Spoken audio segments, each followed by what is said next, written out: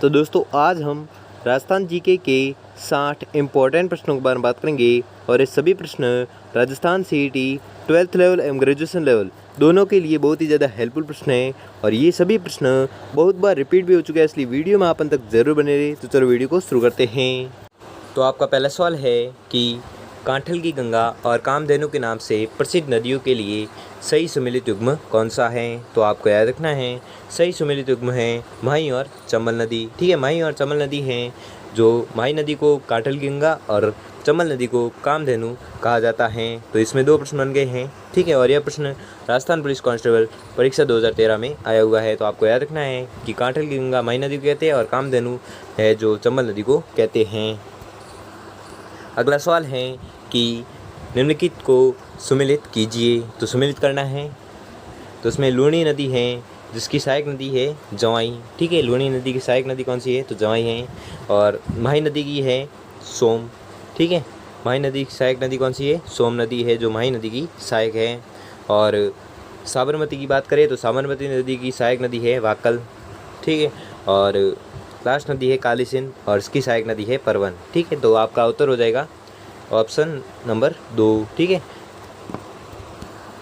अगला सवाल है कि निम्नलिखित में से कौन सा सही युग्म नहीं है। तो कौन सा युग्म सही नहीं है तो आपको याद रखना है बनास सागी। ठीक है, बनास नदी की सहायक नदी सागी नहीं है। बाकी काली सिंध की सहायक नदी निवाज है, माही नदी की चाप और साबरमती की वाकल, ये तीनों सही है। और बनास नदी की सहायक नदी सागी नहीं है, इसलिए आपका सही आंसर हो जाएगा बनास नदी।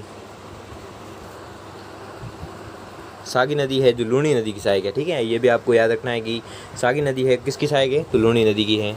अगला सवाल है कि निम्नलिखित नदियों में से राजस्थान में कौन सी रुंडित सरिता कहलाती हैं। तो आपको याद रखना है यह कहलाती है बाणगंगा नदी। ठीक है, बाणगंगा नदी है जो रुंडित सरिता कहलाती है। कौन सी नदी बाणगंगा नदी। और यह सेकंड ग्रेड परीक्षा 2016 में आया हुआ है प्रश्न। अगला सवाल है कि वह नदी जो राजस्थान में दक्षिण से प्रवेश करने के उपरांत पश्चिम की ओर बहती हुई पुनः दक्षिण की ओर मुड़ जाती हैं, तो वह नदी कौन सी है। तो आपको याद रखना है वह नदी है माही नदी। ठीक है, माही नदी वह नदी है जो दक्षिण से प्रवेश करने के उपरांत पश्चिम की ओर बहती हुई पुनः दक्षिण की ओर मुड़ जाती है। कौन सी नदी है तो आपको याद रखना है माही नदी है। अगला सवाल है कि निम्न में से कौन सी लवणीय झील नहीं है या खारे पानी की झील नहीं है। तो आपको याद रखना है वह झील है कोलायत। ठीक है, कोलायत झील है जो खारे पानी की झील नहीं है। बाकी ये डीडवाना और पचपदरा और कावो झील है, ये तीनों झील खारे पानी की है, लेकिन कोलायत झील है जो खारे पानी की झील नहीं है, इसलिए आपका आंसर हो जाएगा दूसरे नंबर वाला। अगला सवाल है कि इनमें से कौन सी राजस्थान की अंतःप्रवाही नदी नहीं है। तो आपको याद रखना है वह नदी है सागी नदी। सागी नदी है जो अंतःप्रवाही नदी नहीं है। अगला सवाल है कि सांबर झील में नहीं गिरने वाली नदी है। तो आपको याद रखना है वह है कांतली नदी। कांतली नदी है जो सांबर झील में नहीं गिरती है।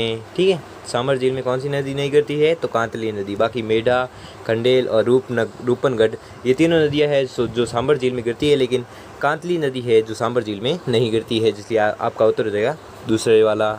अगला सवाल है कि निम्न में से किस जिले से चंबल नदी नहीं गुजरती हैं। तो आपको याद रखना है वह जिला है झालावाड़। ठीक है, झालावाड़ वह जिला है जिससे चंबल नदी नहीं गुजरती हैं। तो आपको याद रखना है झालावाड़ है जिससे चंबल नदी नहीं गुजरती हैं। अगला सवाल है कि अजमेर की अन्ना सागर झील में किस नदी का पानी आता है। अजमेर की अन्ना सागर झील में किस नदी का पानी आता है। तो आपको याद रखना है यह आता है बांडी नदी का। ठीक है, बांडी नदी का पानी है जो अन्ना सागर झील में आता है। अगला सवाल है कि बीकानेर में प्रवाहित होने वाली नदी कौन सी है। तो आपको याद रखना है वह नदी है उक्त में से कोई नहीं। ठीक है, कोई नदी इसमें से कोई नदी नहीं है जो बीकानेर में प्रवाहित होने वाली नदी है। अगला सवाल है कि राजस्थान की किस प्रसिद्ध झील पर नटनी का चबूतरा निर्मित है। तो आपको याद रखना है वह निर्मित है पिछोला झील पर। ठीक है, राजस्थान की प्रसिद्ध झील है पिछोला झील जिस पर नटनी का चबूतरा निर्मित है। अगला सवाल है कि किस नदी को वागड़ व कांठल की गंगा भी कहा जाता है। तो आपको याद रखना है वह नदी है माही नदी। ठीक है, माही नदी को वागड़ व कांठल की गंगा भी कहा जाता है। अगला सवाल है कि निम्न में से कौन सी खारे पानी की झील नहीं है? तो आपको याद रखना है वह झील है कायलाना झील, जो जोधपुर में है, और यह झील है जो खारे पानी की झील नहीं है। बाकी सांबर, पचपदरा और लूणकरणसर ये तीनों झीलें हैं जो खारे पानी की है, लेकिन कायलाना झील है जो खारे पानी की झील नहीं है, इसलिए आपका उत्तर हो जाएगा तीसरा। अगला सवाल है कि राजस्थान में नमक का उत्पादन कहाँ पर होता है? तो आपको याद रखना है यह होता है उक्त सभी में, ठीक है। सांबर झील, लूणकरणसर और डीडवाना ये तीनों झीलों में नमक का उत्पादन होता है। अगला सवाल है कि निम्नलिखित में से कौन सी झील उदयपुर में नहीं है? तो आपको याद रखना है वह झील है राजसमंद झील, ठीक है। राजसमंद झील वह झील है जो उदयपुर में नहीं है, ठीक है। उदयपुर में नई झील है, नहीं है कौन सी झील? राजसमंद, ठीक है। अगला सवाल है कि निम्नलिखित में से कौन सी नदी है जो बनास नदी की सहायक नहीं है? तो आपको याद रखना है वह नदी है बांडी नदी, ठीक है। बांडी नदी है जो बनास नदी की सहायक नदी नहीं है। कौन सी नदी? बांडी नदी। अगला सवाल है कि हाल ही में राजस्थान के किस ज़िले में नर्मदा नदी का पानी नहर में लाया गया? तो आपको याद रखना है यह लाया गया है जालोर ज़िले में, ठीक है। जालोर ज़िले में नर्मदा नदी का पानी लाया गया है। किस ज़िले में? तो जालोर ज़िले में। अगला सवाल है कि चंबल, बेतवा, कैन किसकी सहायक नदियाँ हैं? तो आपको याद रखना है यह सहायक नदियाँ हैं यमुना की, ठीक है। यमुना की सहायक नदी की बात करें तो चंबल, बेतवा और कैन हैं जो यमुना की सहायक नदियाँ हैं। अगला सवाल है कि माही नदी का सर्वाधिक जल ग्रहण क्षेत्र किस जिले में है? तो आपको याद रखना है वह जिला है बांसवाड़ा जिला, ठीक है। बांसवाड़ा वह जिला है जो माही नदी का सर्वाधिक जल ग्रहण क्षेत्र है। कौन सा? बांसवाड़ा क्षेत्र या बांसवाड़ा जिला। अगला सवाल है कि राजस्थान में अरावली पर्वत श्रृंखला के पूर्व में प्रवाहित होने वाली नदियों या नदियाँ किस नदी के माध्यम से अपना जल बंगाल की खाड़ी तक ले जाती हैं? तो आपको याद रखना है वह नदी है यमुना, ठीक है। यमुना वह नदी है जिसके माध्यम से अपना जल बंगाल की खाड़ी तक ले जाती हैं। अगला सवाल है कि राजस्थान में प्रवाहित होने वाली अधिकांश नदियों का उद्गम कहाँ से होता है? तो आपको याद रखना है इनका उद्गम होता है उक्त 1 एवं 2 दोनों, ठीक है। अरावली पर्वत श्रृंखला से होता है और विंध्याचल पर्वत श्रृंखला से भी होता है। किस नदी का? तो आपको याद रखना है अधिकांश नदी का उद्गम कहाँ से होता है? विंध्याचल पर्वत और अरावली पर्वत श्रृंखला से, ठीक है। अगला सवाल है कि अधिकांश मानव सभ्यताओं का नदियों के किनारे पनपने का क्या कारण था? तो आपको याद रखना है इसका कारण था उक्त सभी, वहाँ नदियों द्वारा लाई गई उपजाऊ मिट्टी का होना, पानी की उपलब्धता, नदियों का परिवहन के मार्ग के रूप में प्रयोग, ठीक है। इन तीनों के कारण अधिकांश मानव सभ्यता का नदियों के किनारे ही पनपी, ठीक है। अधिकांश जो मानव सभ्यता थी जो नदियों के किनारे ही बसी थी, ठीक है। और इनका कारण ये तीनों हैं। अगला देखते हैं। तो आपका अगला सवाल है कि ज्वाई नदी पर ज्वाई बांध किस स्थान पर बना हुआ है? तो आपको याद रखना है यह बना हुआ है सुमेरपुर पाली में, ठीक है। सुमेरपुर पाली में ज्वाई बांध बना हुआ है और यह किस नदी पर है? तो आपको याद रखना है ज्वाई नदी पर है।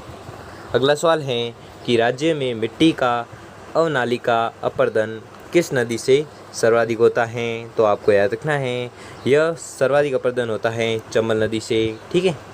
चंबल नदी से सर्वाधिक अपर्दन होता है, अवनालिका अपर्दन होता है। अगला सवाल है कि निम्न में से कौन सी नदी अजमेर ज़िले में प्रवाहित नहीं होती हैं? तो आपको याद रखना है वह नदी है साबी नदी, ठीक है। साबी नदी वह नदी है जो अजमेर ज़िले में प्रवाहित नहीं होती हैं।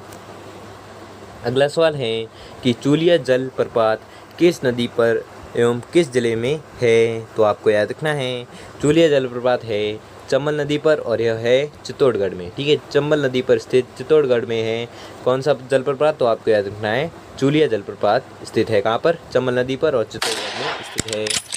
अगला सवाल है कि किस संभाग में सर्वाधिक नदियाँ हैं? तो आपको याद रखना है वह संभाग है कोटा संभाग, ठीक है। कोटा संभाग में सर्वाधिक नदियाँ स्थित हैं, ठीक है। किस संभाग में? तो कोटा संभाग में। अगला सवाल है कि राजस्थान के किन 2 जिलों में कोई भी नदी नहीं है? तो वह 2 जिले कौन से हैं? चूरू व बीकानेर, ठीक है। चूरू व बीकानेर वह 2 जिले हैं जहाँ पर कोई भी नदियाँ नहीं हैं। अगला सवाल है कि निम्न में से कौन सी नदी अरब सागर में गिरती है। तो आपको याद रखना है अरब सागर में गिरने वाली नदी है माही नदी। ठीक है, माही वह नदी है जो अरब सागर में गिरती है। अगला सवाल है कि आयड़ नदी किस नाम से जानी जाती है। तो आपको याद रखना है यह जानी जाती है बेड़च नदी के नाम से, बेड़च नाम से जानी जाती है। कौन सी नदी? तो आपको याद रखना है आयड़ नदी।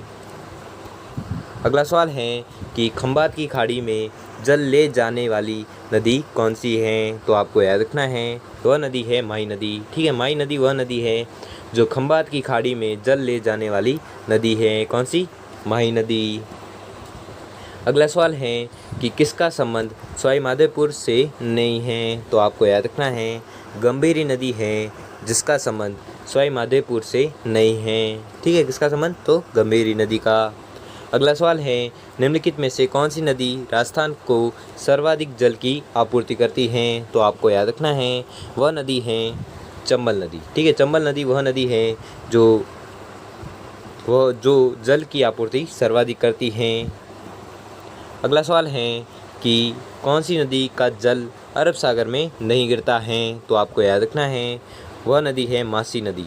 ठीक है, मासी नदी वह नदी है जिसका जल अरब सागर में नहीं गिरता है। बाकी सोम, सुकड़ी और साबरमती ये तीनों नदियों का जल है जो अरब सागर में गिरता है, लेकिन मासी नदी का जल है जो अरब सागर में नहीं गिरता है। अगला सवाल है कि कामधेनु किस नदी को कहा जाता है। तो आपको याद रखना है कामधेनु कहा जाता है चंबल नदी को। ठीक है, मैंने पहले भी बताया था सबसे पहला क्वेश्चन यही था कि कामधेनु किस नदी को कहा जाता है। तो आपको याद रखना है चंबल नदी को कामधेनु नदी भी कहा जाता है। ठीक है, तो दोस्तों आपको वीडियो कैसा लगा हमें कमेंट बॉक्स में कमेंट करके ज़रूर बताएं। और वीडियो को बनाने में बहुत समय लगा है इसलिए वीडियो को लाइक और चैनल को सब्सक्राइब कर लीजिए। धन्यवाद।